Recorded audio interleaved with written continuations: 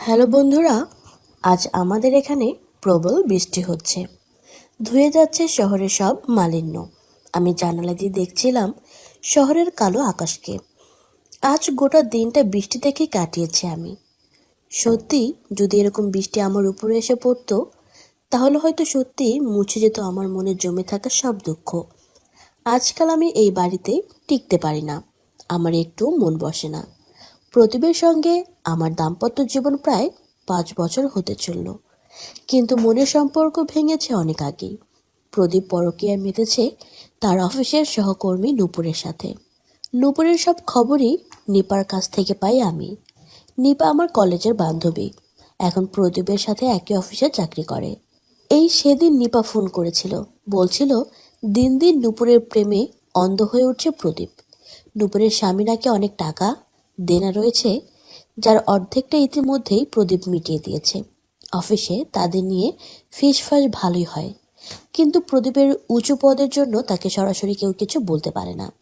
বন্ধুরা, আমি অবশ্য এ নিয়ে বেশি কথা বলতে চাইনি, শুধু বলেছিলাম যে মানুষটাকে আমার করতে পারিনি, সে মানুষের অ্যাফেয়ারের কথা শুনে কি করব বল। বেশি শুনলে নিজেরই কষ্ট বাড়বে। আজকেও ভুবনেশ্বর অফিসের ট্যুরের নামে নূপুরের সাথে গোয়ায় গেছে প্রদীপ। সেখানে কোন এক 5 স্টার হোটেলে নূপুরের মাঠে জমিয়ে খেলবে। এই খবরও নিপাই দিয়েছে আমাকে। আমার জীবনে অন্য পুরুষ এসেছিল, ওর নাম গৌতম, আমার স্বামীর দূরসম্পর্কের ছোট ভাই। গৌতমের ছবি তোলার হাত ছিল চমৎকার। একটা বিয়ে বাড়িতে লুকিয়ে লুকিয়ে আমার কিছু দারুণ ছবি তুলেছিল। সেখান থেকেই ওর সাথে আমার ভালো পরিচয়। চাকরি ছেড়ে দিয়ে সেই সময় গৌতম বেকার ও ব্যাচেলার জীবন উপভোগ করছিল। গৌতমের এর মধ্যে কোনো জটিলতা ছিল না। সে আমার প্রতি নিজের অনুরাগের কথা গোপন করেনি। সে ছিল প্রাণশক্তিতে ভরপুর একটা ছেলে। তার প্রাণশক্তির জোয়ার আমাকে ভাঙতে সময় লাগেনি। তাছাড়া তখন প্রদীপের সাথে আমার সম্পর্ক ভালো ছিল না, তাই গৌতমকে পেয়ে তার জীবন স্রোতে গা ভাসিয়ে দিয়েছিলাম। আমি চেয়েছিলাম গৌতম একটা ঝড়ের মতো দাম্পত্য জীবনের সকল গ্লানিকে ধুয়ে মুছে দিক, কিন্তু দাম্পত্য জীবন অনেকটা মাকড়সার জাল মতো, একবার জড়ালে আর সহজে বেরিয়ে আসা যায় না। এতদিনের সম্পর্কে প্রদীপ আসলে আমার অভ্যস্ত হয়ে গিয়েছে। আমাকে ইচ্ছে মতো ব্যবহার করবে আর সংসারে এরকম ঝিয়ের মতো খাটবে। নিজের এই আধিপত্য ছাড়তে প্রদীপ রাজি ছিল না। তাই প্রথমে আমাকে নানাভাবে বোঝানোর চেষ্টা করে গৌতমের সাথে সম্পর্কটা থেকে বেরিয়ে আসার জন্য। কথায় কাজ না হবার আমার গায়ে হাত তুলতেও দ্বিধাবোধ করেনি। তারপর আমাকে আটকাতে না পেরে ছল চাতুরি আশ্রয় নেয় সে। সে গৌতমের বাড়িতে হাজির হয়ে বাড়ির সবাইকে জানায় আমাদের বিষয়ে। টনক নড়ে আমার। সেই ঘটনার পর আমি প্রদীপকে ছেড়ে বাপের বাড়ি গিয়ে উঠেছিলাম, কিন্তু আমার নিজের বাবা মা প্রদীপের পক্ষে নেয়। আমার বয়সে ছোট গৌতমের সাথে সম্পর্ক মেনে নিতে চায়নি। তাছাড়া সে আর্থিকভাবে স্বনির্ভর ছিল না। তারপর থেকে প্রদীপকে নিজের জীবনের নিয়তি হিসেবে মেনে নিয়ে ফিরতে হয় প্রদীপের সেই সুখহীন সংসারে। এখন সারাটা দিন নানা ভাবনার মাঝে কেটে যায় আমার। আজকাল প্রদীপ কোথায় আছে না আছে কিছুই জানানোর প্রয়োজন বোধ করে না। গৌতমের সাথে আমার সম্পর্ক তাকে ভারী সুবিধা করে দিয়েছে এখন।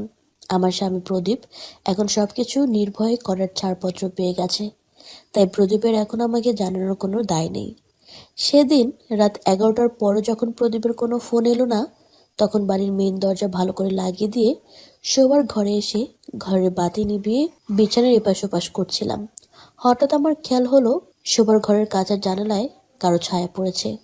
তাই আমি সোজা হয়ে উঠে বসলাম। ছায়াটা আরো স্পষ্ট হলো। হঠাৎ মনে হলো আমার, এটা আবার প্রদীপের কোনো প্ল্যান নয় তো? নিজে যখন শহরে থাকবে না, তখন অন্য কাউকে পাঠিয়ে আমার ক্ষতি করার ছক। কথাটা ভাবতেই আমার শির কাটা দিয়ে ঠান্ডা অনুভব হলো। তখন আরো আমার মনে হলো এটাই হয়তো আমার জীবনের শেষ রাত। হাত বাড়িয়ে অন্ধকারে আমার মোবাইলটা খুঁজলাম, কিন্তু অনেক হাতড়েও কিছু পেলাম না। রুমের সুইচ বোর্ডটাও বা কোন দিকে? এত বছরের চেনা ঘরটাকে এই মুহূর্তে আমি আর চিনতে পারলাম না। বিছানায় কাঠ হয়ে বসে দেখলাম ছায়ামূর্তিটা এক ঝটকায় খুলে ফেলেছে। হঠাৎ খুব জোরে বাজ পড়ল। সেই আলোয় আমি দেখলাম জানালার ওপারে ছায়ামূর্তিটা আসলে গৌতমের। বৃষ্টিতে সে পুরো ভিজে একাকার হয়ে গেছে। এরপর সে চাপা গলায় ডাকলো আমায়। গৌতমের গলা শুনতেই ধরফর করে উঠে বসলাম আমি। দৌড়ে গেলাম জানালার কাছে। মনে তখন বিশ্বাস নিয়ে বললাম, তুমি এত রাতে এই বৃষ্টিতে এখানে কি করছো? তোমার কাছে এসেছি, বাইরের ঠান্ডায় আমি শেষ। একবার কি তোমার রুমে যাওয়া যাবে? আর যতদূর জানি তোমার বর আজ বাড়ি নেই। আমি তখন বললাম, জানালা দিয়ে আসবে কিভাবে? ছাদের দরজা খোলো। তুমি পা পিছলে পড়ে যাবে। তার চেয়ে সামনের দরজায় এসো, আমি খুলে দিচ্ছি। একদম না, বাইরে তোমার বরের লোক বাড়ির দিকে নজর রাখছে। তুমি ছাদের দরজা খোলো আস্তে করে। আর শোনো, আলো জ্বলবে না। তারপর আমি কোনো রকমে আবার বিছানার সামনে এসে খেয়াল করলাম মোবাইলটা বিছানার এক কোণে পড়ে রয়েছে। আমি মোবাইলে ফ্ল্যাশ জেলে নিঃশব্দে সিঁড়ি বেয়ে ছাদের দরজার কাছে গেলাম। বাইরে তখন তুমুল বৃষ্টি চলছে। আমি কোনো শব্দ না করে টুপ করে ছাদের দরজা খুললাম। একটা ভেজা হাওয়া এসে আমাকে কাঁপিয়ে দিল। বন্ধুরা, আমি কখনো ভাবিনি গৌতম আবার এভাবে ফিরে আসবে। সেই দিন ওকে অনেক কড়া কথা শুনিয়েছিলাম আমি, আর না শুনিয়েও উপায় ছিল না আমার। এত কিছুর পরেও ছেলেটা থেমে থাকতে পারল না। কিন্তু গৌতম কোথায় গেল? বেশ কিছুক্ষণ হলো আর দেখা নেই। আবার ছেলেটার কোনো অঘটন ঘটলো নাকি? বুকটা কেঁপে উঠলো আমার। আর ঠিক সেই সময় দেখলাম দু হাতে ভর দিয়ে পাঁচিল টপকে ছাদে উঠে এলো গৌতম। ছাদ পেরিয়ে গৌতম দ্রুত চলে এলো দরজার কাছে। ভেতরে ঢুকে ভিজে শরীরেই আমাকে জড়িয়ে ধরলো। আর তার সাথে ভিজতে লাগলাম আমি। ভুলে গেলাম প্রদীপ জানতে পারলে কি হবে। চোখ বন্ধ হয়ে এলো আমার গৌতমের গভীর চুমুতে। বাইরের ঝড়কে সাক্ষী রেখে দুজন মেতে উঠলাম অন্যরকম এক খেলায়।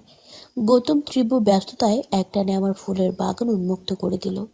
এই অবস্থায় আমাকে ঠেসে ধরল ছাদের দরজার পাশের দেয়ালে। আমার আত্মচিৎকার মিলিয়ে গেল বাইরে চলা বৃষ্টির আওয়াজের মাঝে। গৌতম আছড়ে পড়ছিল আমার উপর। বাইরের দমকা হাওয়ায় বৃষ্টির ছাট এসে ভিজিয়ে দিচ্ছিল আমাদের দুজনকে। অনেকদিন পর গৌতমকে নিজের মাঝে পেয়ে কেঁপে কেঁপে উঠছিলাম আমি। তখন আমি ওকে বললাম, এভাবে দাঁড়িয়ে দাঁড়িয়ে নয়, রুমে চলো। আমার কথায় তখন সে বলল, ভেজা গায়ে রুমে যাব না, আর রুমে যাওয়ার মতো সময় নেই আমার। এইসব বলতে বলতে সে আমাকে পুরো উন্মুক্ত করে দিয়ে আমার পুরো মাঠে বিচরণ শুরু করলো। ততক্ষণে আমার মাঠের গর্ত ভিজে গেল। আসলে গৌতমের যেভাবে আমায় আদর করে তা আমার স্বামী কখনো পারে না। আমি মজা পাইলাম কি না তা আমার স্বামী কখনো ভাবে না। যাই হোক, এই শোকের মুহূর্তে এসব মনে করতে চাই না। এরপর গৌতম আমাকে আরো রেডি করে খেলোয়াড়টা আমার মাঠে নামিয়ে দিল। আমি দেয়াল ধরে দাঁড়িয়েছিলাম, আর ওদিকে সে আমার ফুল ধরে প্রবল গতিতে খেলতে শুরু করলো। বাইরে বৃষ্টির তাণ্ডব তখনও একই রকম চলছে, আর আমাদের তাণ্ডবও তখনও কিছুই কমেনি। সে আরো কিছুক্ষণ খেলার পর শান্ত হলো। একটু রেস্ট নিয়ে আবার শুরু করলো। বাইরে ধীরে ধীরে বৃষ্টি থেমে এলো। এদিকে আমাদের খেলা চলতে থাকলো। খেলা শেষ করে আমাকে সেই শান্তি দিয়ে সে চলে গেল ছাদের পথ দিয়েই। এখন আর বৃষ্টি নেই। পূব আকাশে হালকা আলোর রেখা। আমি রুমে এসে ফ্রেশ হয়ে মনের শান্তিতে ঘুমিয়ে পড়লাম। বন্ধুরা, আজ এ পর্যন্তই। যারা এখনো আমার চ্যানেলটি সাবস্ক্রাইব করনি তাদেরকে সাবস্ক্রাইব করার জন্য অনুরোধ রইল। এতক্ষণ ভিডিওটি দেখার জন্য সবাইকে অসংখ্য ধন্যবাদ। Tata, bye bye.